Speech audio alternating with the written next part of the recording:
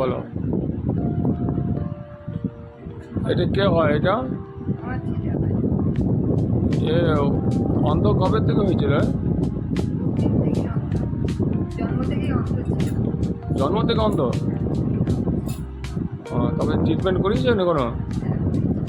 কোথায় ট্রিটমেন্ট করিয়েছিলেন? হায়দ্রাবাদে ট্রিটমেন্ট করেছিলেন? তাহলে হায়দ্রাবাদ থেকে কী বললো না?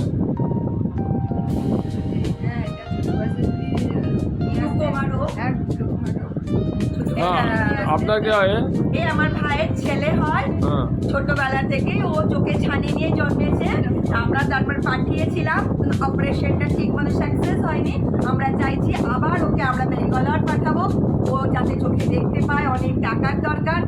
যদি আপনারা কিছু সাহায্য করতেন যারা দেখছেন আমাদের এই ইউটিউব চ্যানেল থেকে, তাহলে আমরা খুব কৃতজ্ঞতা জানাচ্ছি।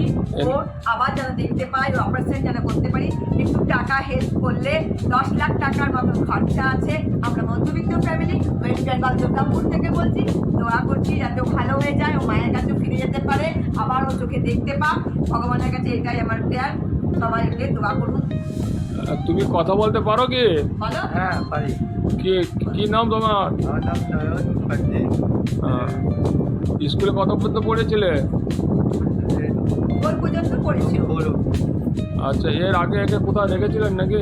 হ্যাঁ, কলকাতাতে ব্লাইন্ড স্কুলে ছিল, কিন্তু কিছু ছেলে টর্চার করার জন্য ওকে আমরা নিয়ে চলে আসি।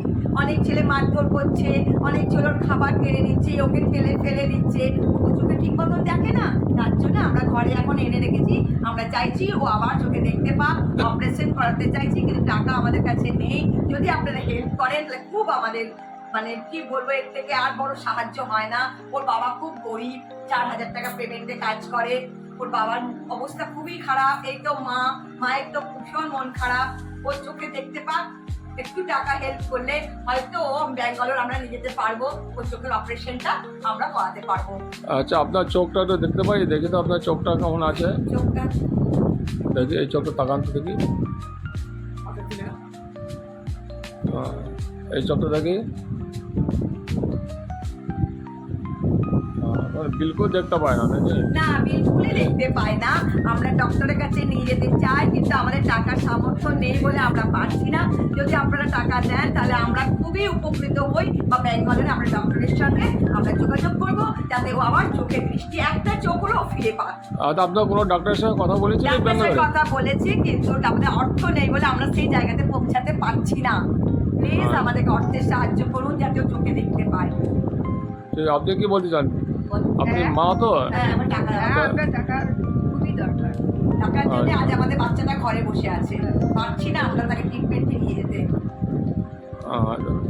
তো আপনি একে আবার ডাক্তার বলেছে ঠিকঠাক হয়ে যাবে? হ্যাঁ, হবে।